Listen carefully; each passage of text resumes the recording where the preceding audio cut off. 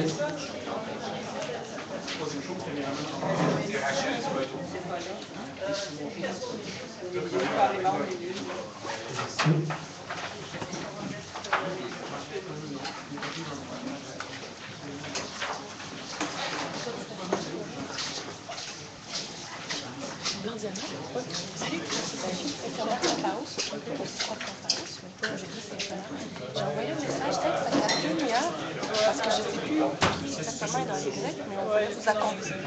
On voulait vous accompagner pour la manif du 26. C'est pas ça, je veux juste savoir si c'est le chef de la manif. Tu donnes-moi, tu veux donner tes études par cœur? Ben, je vais voir son numéro.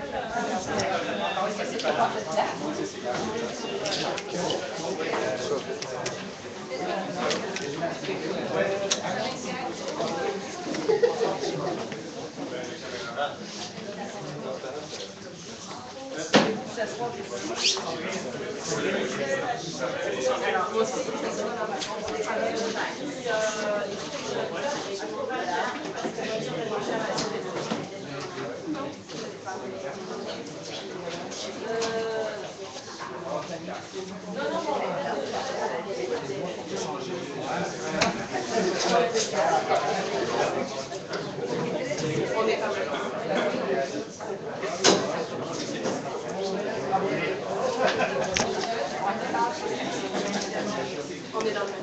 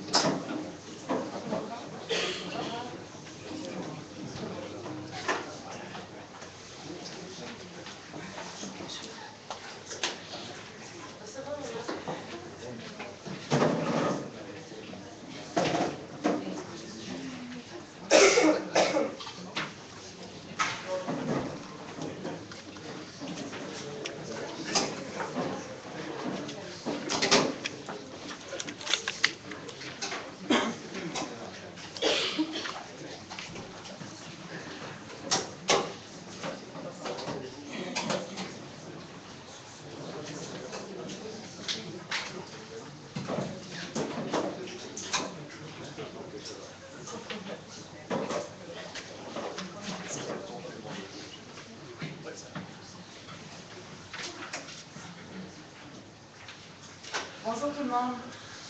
Alors, merci de vous être déplacés ce matin, ce dimanche un peu pluvieux.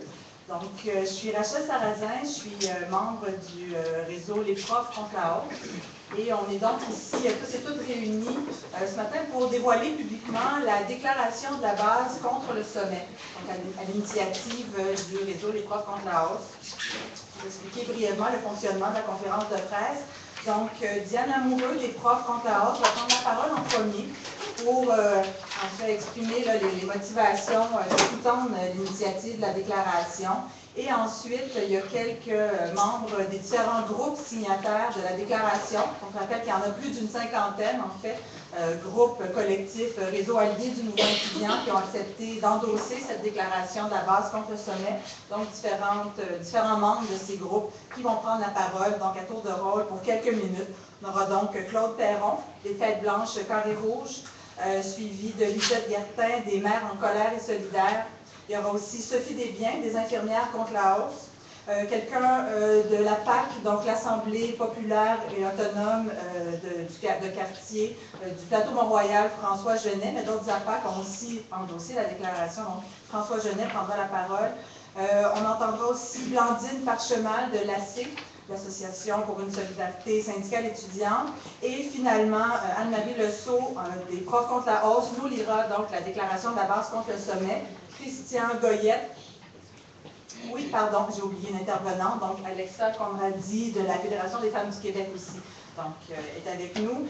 Et donc pour terminer, Anne-Marie Lesseau nous fera la lecture de la déclaration et Christian Goyette nous lira donc, nous fera part de l'ensemble des groupes signataires de la déclaration. Bien sûr, il y aura ensuite une période de questions qui suivra. Alors, sans plus tarder, je cède la parole à Diane Amoureux. Bonjour. Je souhaite d'abord rappeler les positions sur la base desquelles des profs se sont réunis il y a un an, presque jour pour former le réseau affinitaire appelé Profs contre la hausse, un réseau qui n'a pas de porte-parole. Ces positions doivent être réaffirmées puisque ce sont toujours elles qui expliquent la présence aujourd'hui de nombreux profs contre la hausse. C'est d'abord et avant tout le principe d'une accessibilité à l'éducation, accessibilité détachée de toute inégalité sociale.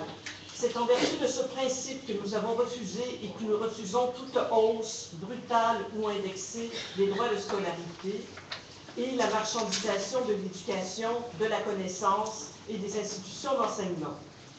Nous défendons également le principe selon lequel l'éducation est un enjeu de société qui doit donc être discuté et débattu socialement par toutes les personnes intéressées à prendre part au débat public sur la question. Par leur discours, mais aussi par leur implication et leur action, les profs contre la hausse ont ainsi fait voir en acte l'idée selon laquelle la démocratie, c'est le pouvoir que se donne n'importe qui d'intervenir sur le monde commun.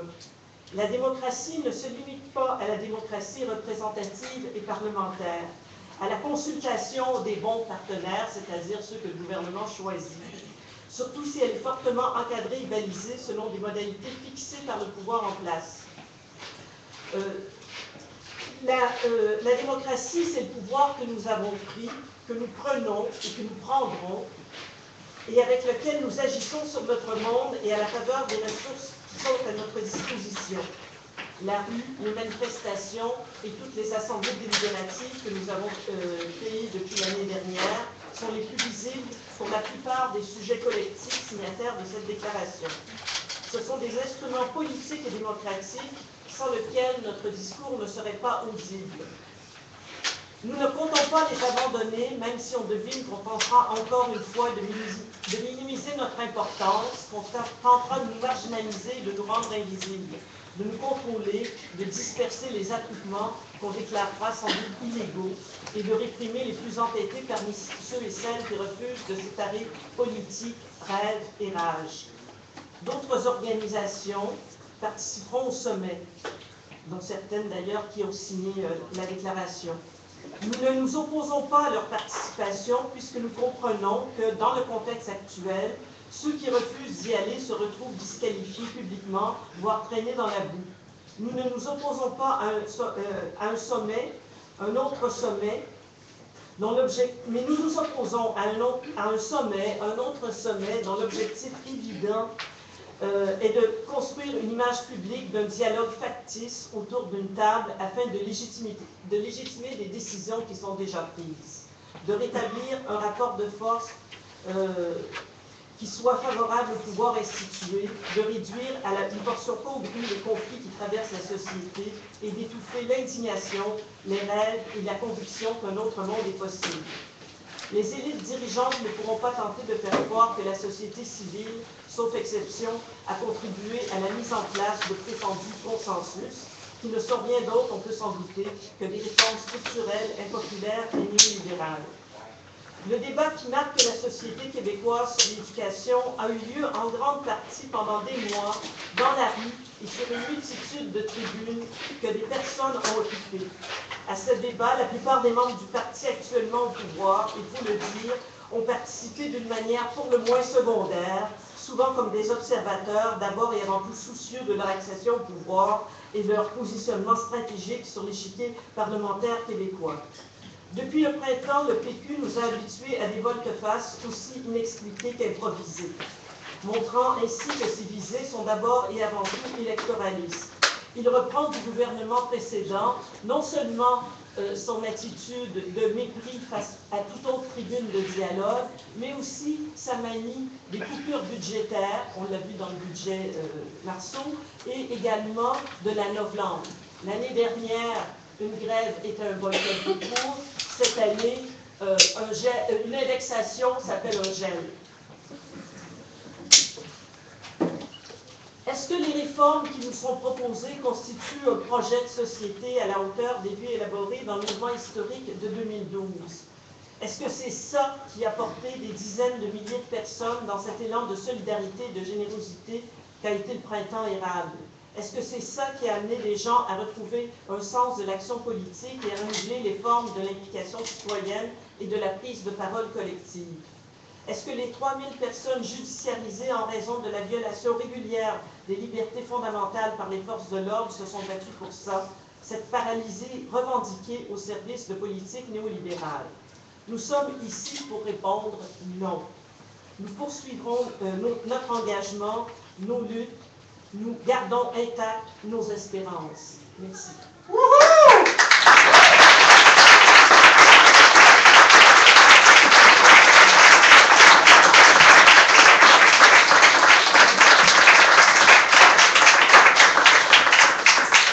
Merci Diane. Je vous invite maintenant à écouter Claude Perron des Têtes Blanches Carrés Rouges.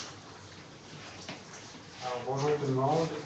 Le groupe donc, des Têtes Blanches Carrés Rouges est né dans la foulée de la grève étudiante. On fait partie de ces groupes qui sont apparus spontanément. On était à l'origine des aînés contre la hausse.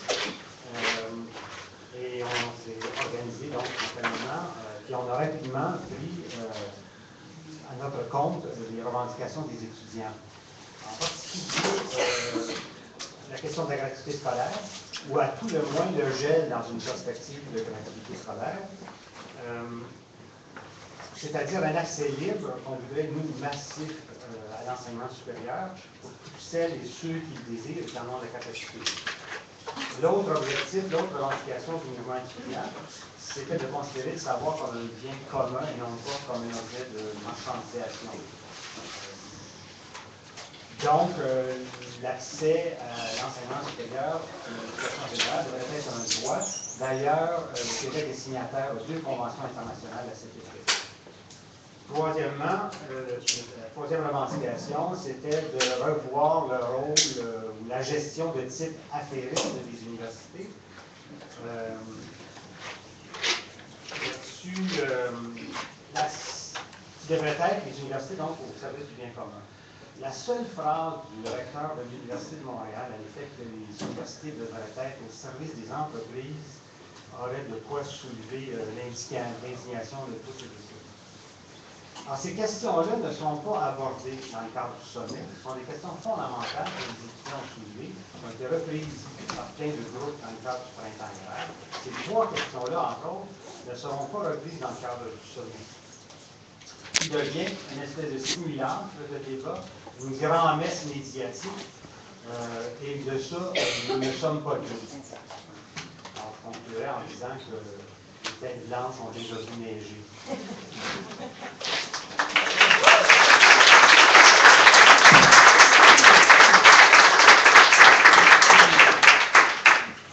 Lisette Gastin pour les mères en colère et solidaires. Bonjour tout le monde. Le groupe Mères en colère et solidaire est né pendant le printemps hiver. D'abord parce qu'on en avait assez de voir que nos enfants étaient tabassés et on voulait les protéger. Et aussi parce qu'on voulait les soutenir dans leur démarche. Pourquoi revenir en arrière et faire de l'éducation une chasse gardée pour une élite? L'éducation est le fondement même d'une société. L'éducation doit être accessible à tous et à toutes, quelle que soit sa classe sociale. La fameuse expression « être né pour un petit pain » ne tient plus dans une société qui se dit égalitaire. Pourquoi faudrait-il que les personnes qui n'ont pas d'argent ne puissent avoir accès à l'université? Pourquoi faudrait-il que nos enfants travaillent 20 heures par semaine, en plus de leurs études, et que malgré tout, ils finissent leur bac avec des milliers de dollars de dettes? Pourquoi faudrait-il que les personnes qui ont les moyens financiers finissent leurs études sans aucune dette et commencent leur vie professionnelle en s'enrichissant tout de suite, tandis que les autres, ceux qui sont nés pour un petit pain, ne puissent pas le faire parce qu'ils doivent rembourser leurs dettes d'études? Pourquoi encore et toujours creuser ce fossé entre les classes sociales? L'éducation doit être accessible à tous et à toutes pour une égalité des chances. Merci.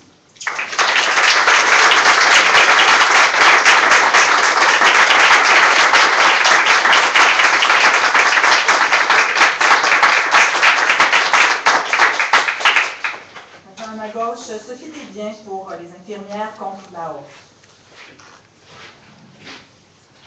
Bonjour. Il y a déjà plusieurs années, l'Organisation mondiale de la santé a déterminé que le niveau d'instruction était véritablement un déterminant très, très important de la santé. Le niveau d'instruction influence l'emploi, le revenu, le réseau social, le domicile, l'environnement, la vie quotidienne. Et aussi l'aptitude à s'informer et à faire des choix pour sa santé qui sont éclairés. Comme professionnels, on constate cette réalité-là et les inégalités qu'elles engendrent dans les soins qu'on doit prodiguer. Et donc, on ne peut que souhaiter que l'instruction à tous ces niveaux soit rendue accessible pour tous et pour toutes. Oui, c'est une question de choix de société. Parce que créer un accès libre à l'enseignement supérieur, c'est véritablement s'engager sur la voie de la réduction des inégalités pour une société plus juste et plus en santé, sous toutes ses formes. On déplore toute forme d'exclusion dans un débat qui a des conséquences aussi importantes et on invite tout le monde à faire preuve de solidarité pour qu'on puisse créer un débat où des décisions qui vont être prises vont pouvoir avoir des conséquences bénéfiques à long terme sur toute la population. Je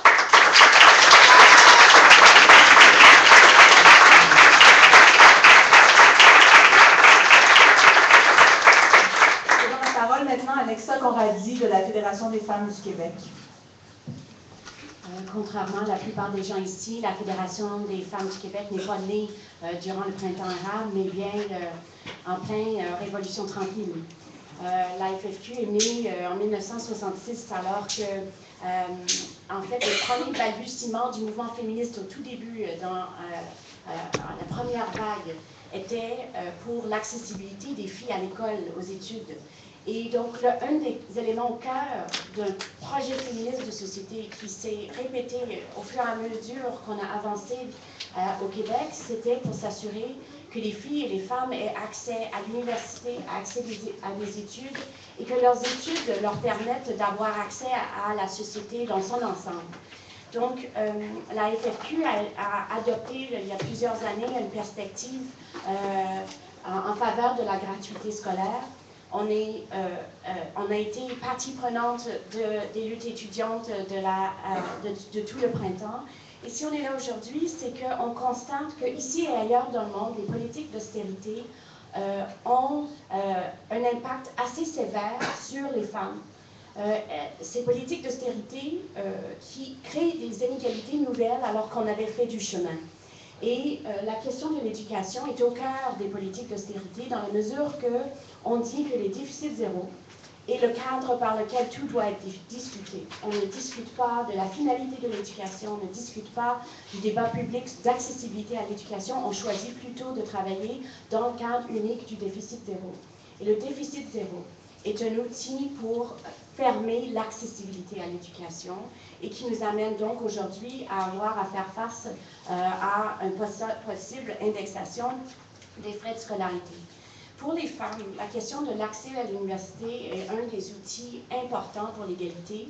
Vous savez peut-être que les femmes ont besoin d'un diplôme de plus que les hommes pour faire un salaire équivalent.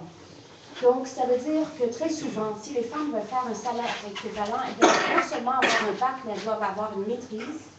Et ça veut dire l'endettement qui suit. On sait aussi que les femmes sont majoritaires lorsqu'elles sont pour les étudiantes à temps partiel. Et les hausses des frais de scolarité touchent particulièrement les parents à temps partiel et les personnes qui travaillent à temps partiel. C'est les premiers à abandonner leurs études lorsqu'il s'agit d'études postsecondaires. Donc, on sait aussi donc que toute cette question-là d'accès, des frais d'accessibilité, la gratuité scolaire continue d'être au cœur d'un projet non seulement égalitaire en termes de classe sociale, mais aussi dans l'égalité entre les hommes et les femmes. Et c'est pour ça qu'on continue à penser qu'on ne doit pas du tout abandonner l'idée de travailler encore et toujours pour la gratuité scolaire. Merci.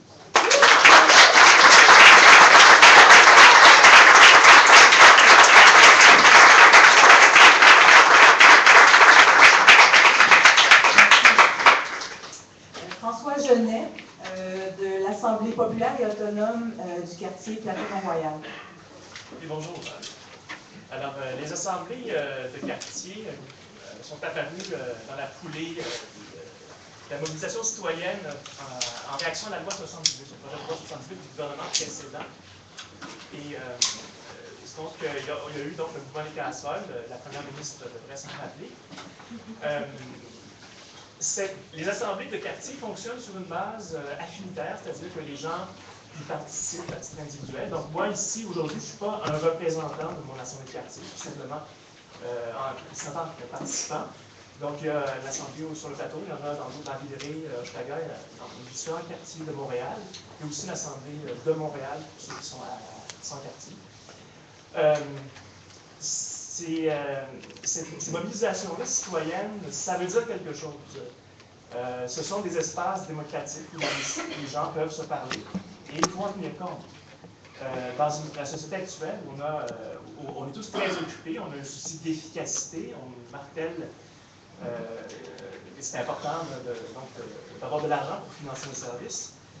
Je tiens à souligner donc rappeler aux gens qu'on appelle ça le peuple, la population, les citoyens, les citoyennes, les clients, les payeurs de taxes. Nous sommes des êtres humains qui on a besoin d'une éducation qui nous permette de remplir nos aspirations. Alors la gratuité, oui, il ne faut pas mettre ça de côté a priori sous prétexte de considération économique. Oui, effectivement, il faut parler d'économie. Oui, il faut parler des problèmes de financement de nos systèmes, notre dépendance au financement privé, notre dépendance aux financements internationaux. Tout ça, ce sont toutes des considérations à tenir compte. Et évidemment, dans le cadre d'un sommet d'une journée et demie, ça laisse vraiment pas beaucoup de temps pour parler de ça. Et il y a eu, tiens, qu'il y a eu un sommet, des forums citoyens organisés par l'INM. Ça, c'était une expérience démocratique qu'il faut souligner, c'est important. Et il ne faut surtout pas oublier non plus toute la société civile et tous les citoyens qui sont préoccupés par l'avenir de notre jeunesse et de notre éducation. Merci.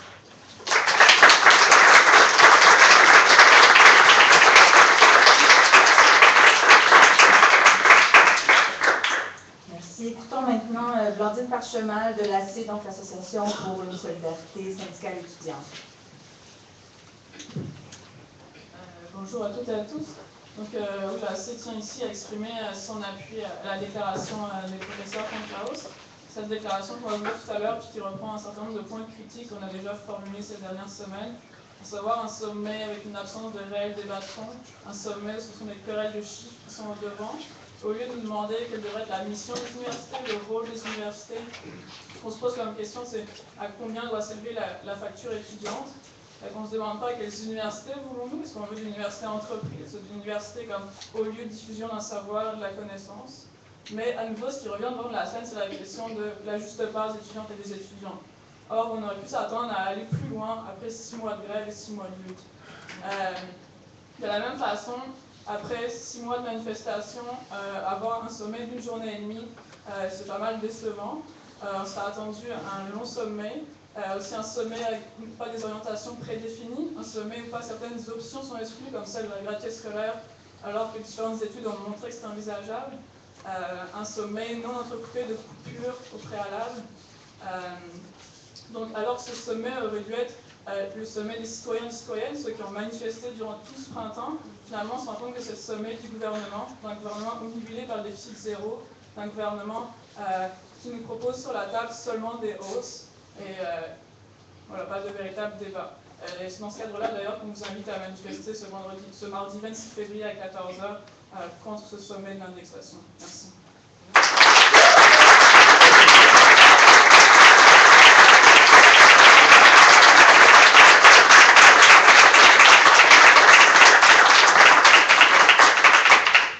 Donc, on a entendu différents intervenantes, membres de certains groupes signataires de la déclaration de la base contre le sommet. Donc, prenons acte ensemble maintenant de cette fameuse déclaration lue par Anne-Marie Lesault du réseau Les profs contre la hausse. Et ce sera suivi de la lecture des différents groupes signataires de cette déclaration par Christian Goyette, également participant de ce réseau des profs contre la hausse.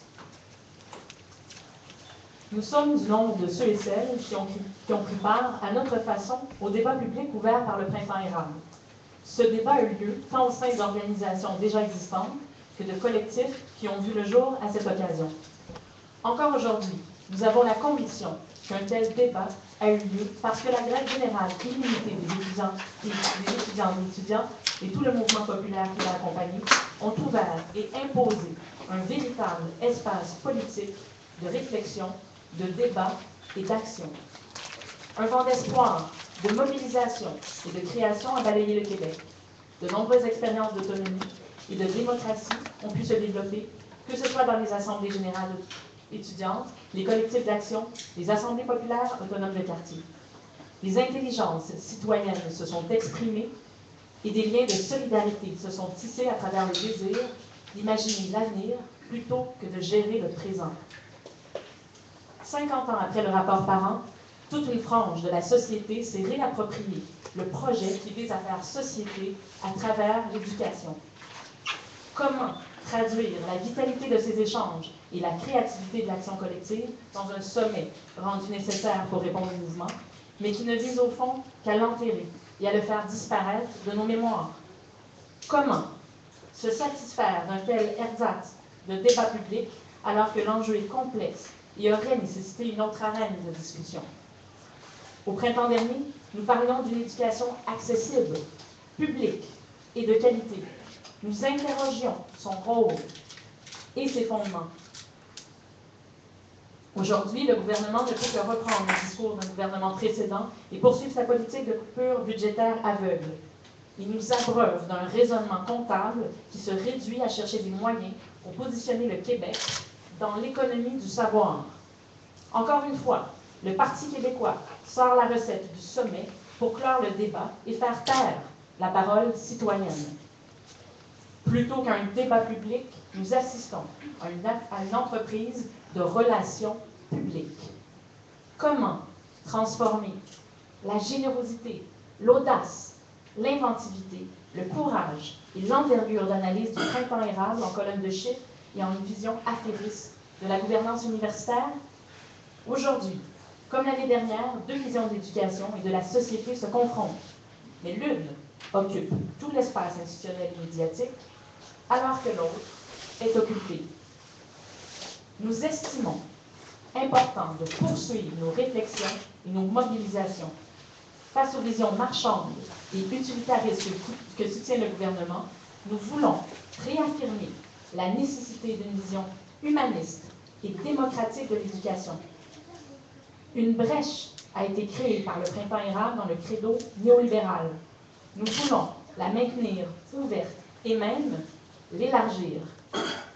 Aujourd'hui, nous devons retourner dans la rue pour défendre notre conception de l'éducation, mais aussi pour signifier que maintenant, comme l'année dernière, nous aspirons à une autre façon d'organiser notre vie collective.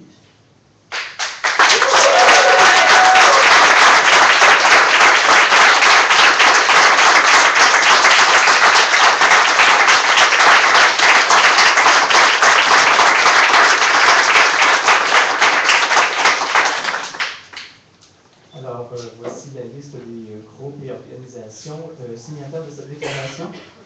Donc, 99% médias, Ababar, Action Travail des femmes du Québec, Alliance féministe pour les droits des travailleuses et travailleurs du sexe, Alternative, Artung, Assemblée populaire et autonome de Montréal, Assemblée populaire et autonome de quartier, Maisonneuve, Plateau et Villeray, Association pour une solidarité syndicale étudiante, Centre des femmes d'ici et d'ailleurs, Comité de logement Rive-Sud, Convergence des luttes anticapitalistes, Collectif d'auteurs Les femmes changent la lutte, Collectif Éducation sans frontières, Collectif féministe Les sorcières, Comité chômage de Châteauguay, le CUAC, CUTV, Édition Éco-Société, Équipe de recherche Erasme, Équipe de relais femmes, Fédération des femmes du Québec, FAPRU, GAPA, GROS, Groupe de recherche en activité sociale,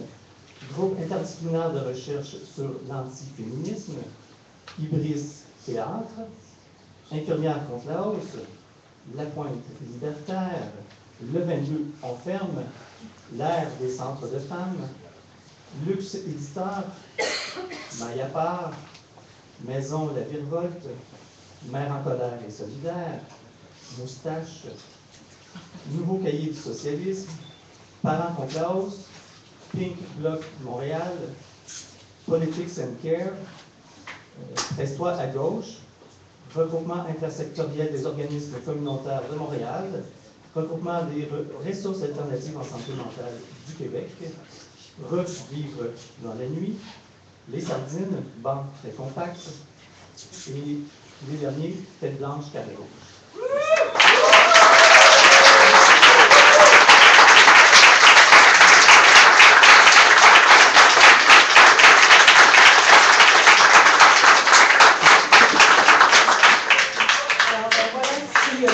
Nos interventions. Donc, on peut ouvrir une période de questions et d'échanges avec la salle. Je laisse la parole si vous avez des interventions, des questions.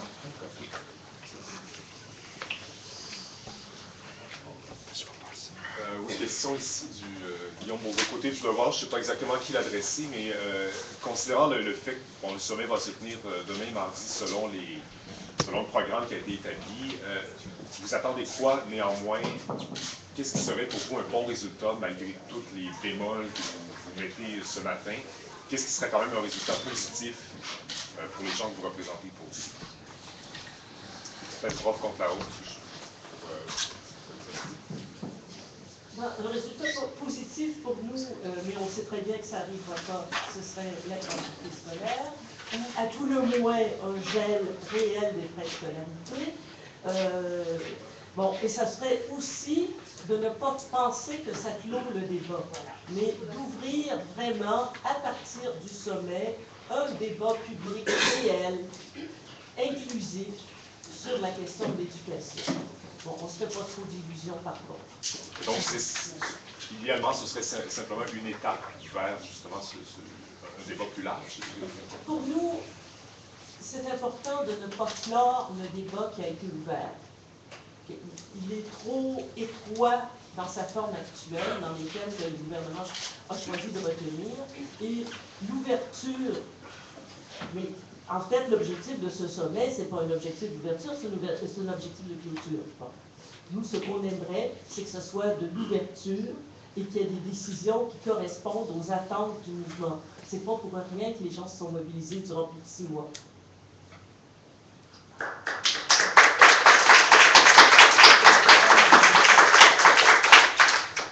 Question complémentaire à M. Sylvie Lapresse. Vous parlez de certaines ouvertures de votre côté. Est-ce qu'il y en a des ouvertures qui sont possibles également? Bon, nous, on n'a pas été convoqués au sommet, alors je pense que la question ne se pose même pas.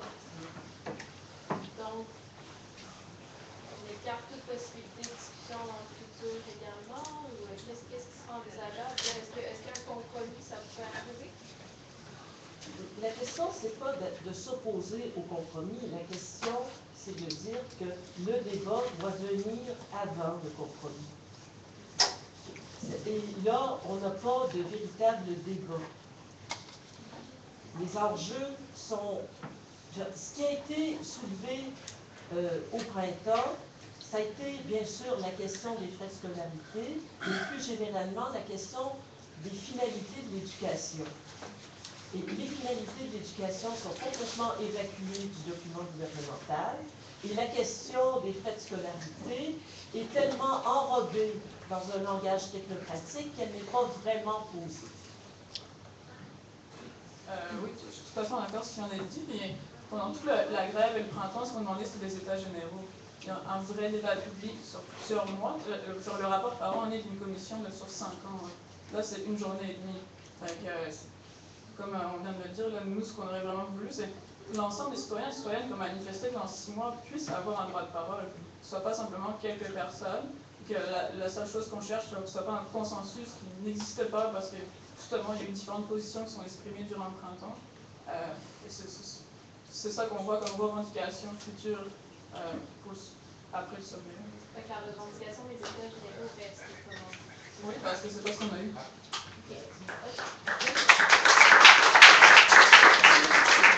Autre question pour lancer. Ce matin, il y a une présentation conjointe des jeunes péquistes qui la feu, qui la vue nous entendre. C'est leur choix. rien d'autre à dire, à part qu'on voit bien que la CIC n'est pas seule contre tous, comme on a pu exprimer ces derniers jours, parce qu'on a plusieurs gens avec qui on partage les mêmes idées et qui nous soutiennent maintenant. Donc, pas de commentaire sur la présentation conjointe ce matin? Non, rien à dire. Par rapport aux manifestations, vous vous attendez à quoi? On a déjà vu vendredi que les policiers de Montréal là, se préparent près du lieu où il y aura le sommet, forte présence policière. Est-ce que vous pensez que les gens vont reprendre la rue en grand nombre mardi, peut-être même demain? Bien sûr, on est déjà prêt ici. Je pense qu'on va être. Oui, mais là, si vous voulez parler en avant, c'est juste de parler des on peut peut-être annoncer, il n'y a pas juste mardi, là, il y a aussi lundi, il va y avoir un moulin à parole organisé par, je pense, c'est Prof contre la hausse, qui a lieu, moi, je ne me rappelle plus exactement l'heure et c'est à 11h30. 11h30. Est-ce qu'on a le lieu? À l'Arsenal. À l'Arsenal. Le plus près possible de l'Arsenal. La bannière Prof contre la hausse servira de point d'indication puisqu'on a demandé un lieu au service de la police de la Ville de Montréal et que pour l'instant, on n'a pas eu de précision. Alors, peut-être je peux répondre à votre question. Oui, on s'attend à ce qu'il y ait une forte présence policière. Isabelle Baez, pour le Point. D'après vous, est-ce que les médias, les grands médias, montrent une ouverture en ce qui concerne l'écoute des revendications étudiantes et de la population, ou est-ce qu'on est encore dans la dérive de ce qu'on a vu pendant le printemps?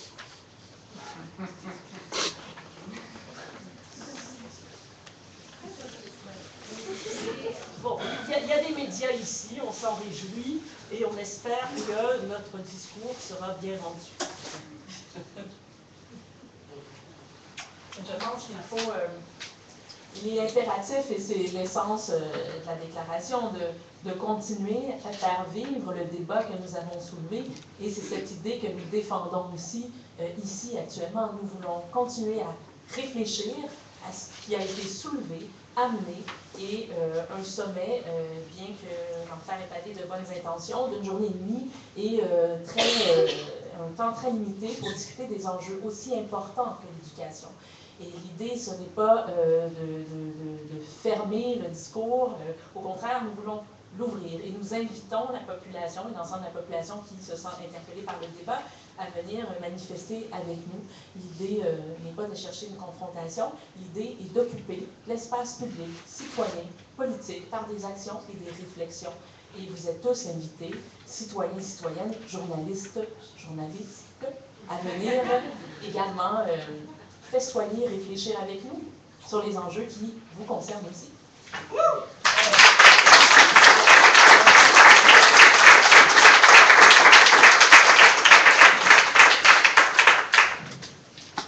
Donc, questions, commentaires de la salle? Est-ce que vous considérez tout de même qu'il y a eu des gains? Parce que vous avez critiqué beaucoup le sommet et puis la direction que prend le gouvernement péquiste, mais il y a quand même eu des changements par rapport à ce que le Parti libéral proposait. Est-ce que vous considérez quand même qu'il y a eu des résultats intéressants à la mobilisation, que ce soit étudiante ou des profs contre la hausse, tout ce mouvement-là? Ben, le seul gain tangible, c'est le retrait de la loi 60, enfin, du projet de loi 78, loi de l'université. Par ailleurs, je pense que le débat sur l'éducation supérieure s'est ouvert dans la société, et ça aussi, c'est un très grand gain. Mais sur le plan des politiques concrètes, on n'a pas vu arriver grand-chose, que ce soit en termes de financement des universités, des cégeps, on les oublie souvent, que ce soit en termes d'une priorité donnée à l'éducation supérieure dans notre société.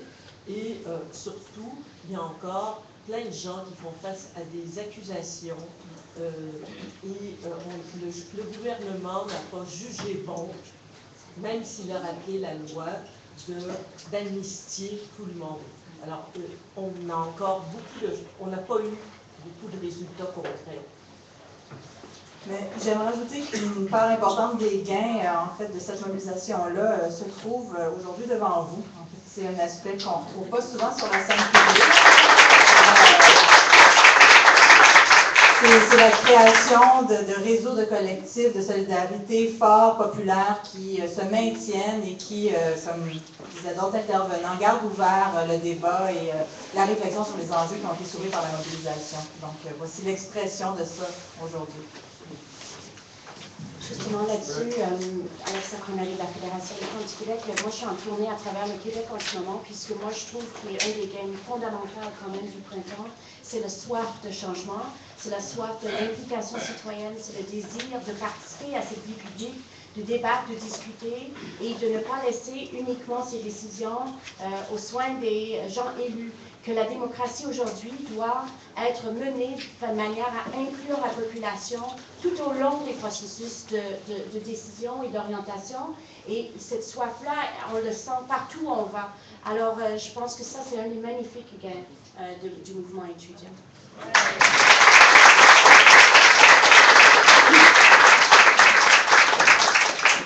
J'ajouterais peut-être qu'un des gains les plus importants, ça va un peu dans le même sens, c'est de voir des centaines de milliers de jeunes qui ont découvert le pouvoir, qui ont découvert la rue, qui ont goûté à la rue, qui ont goûté au pouvoir et qui sont devenus, qui commencent à devenir des citoyens. Et quand on commence ça, il y a de bien bonnes chances que ça perdure. Je peux en témoigner. Moi, je suis tombé là-dedans en mai 68 quand on avait occupé les cégeps et ça ne m'a jamais quitté ce goût de me mêler de la chose publique. Je pense que là, il y a un gain absolument phénoménal. Et à la question de savoir s'il y allait avoir des manifs, moi, je suis convaincu, considérant ce que je viens de dire, qu'il va y en avoir encore des manifs et beaucoup, parce qu'on n'a rien réglé. Le sommet ne règle rien. Les questions fondamentales sont toujours là. Et ce n'est qu'une question de temps avant que la population repose ces questions-là et résiste à ces attaques-là. Donc, il y a un gain phénoménal.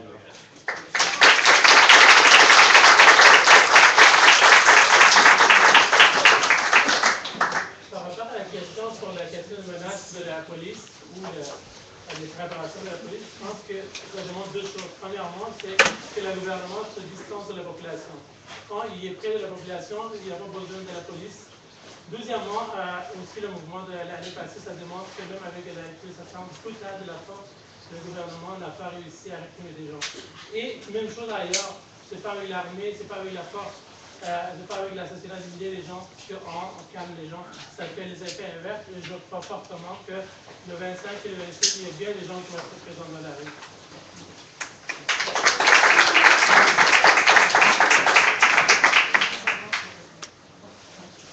Alors, on remercie tout le monde donc d'avoir participé à la conférence de presse et je vous rappelle que les différents intervenants et intervenantes sont disponibles pour des entrevues individuelles si vous le souhaitez.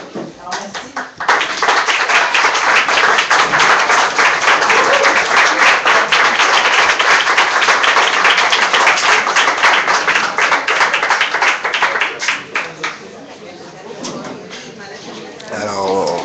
C'est la fin de la conférence. Ça va être maintenant le temps des entrevues un à un avec les journalistes des grands médias. Portez attention aux grands médias, voir le spin qu'ils vont donner à cette conférence de ce matin. Je ne sais pas s'ils se rendent compte qu'il est en direct. J'espère que oui, depuis le temps qu'ils me voient un peu partout. Alors, je vais rester sur place, continuer à diffuser en attendant. On va voir la suite des événements.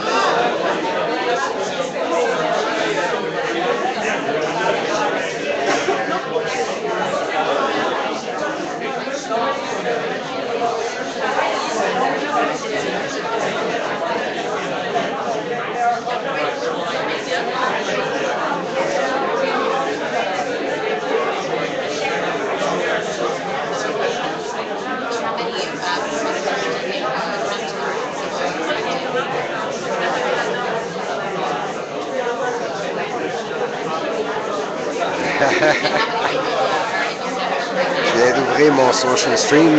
Je vois qu'on est en train de dévoiler les méthodes.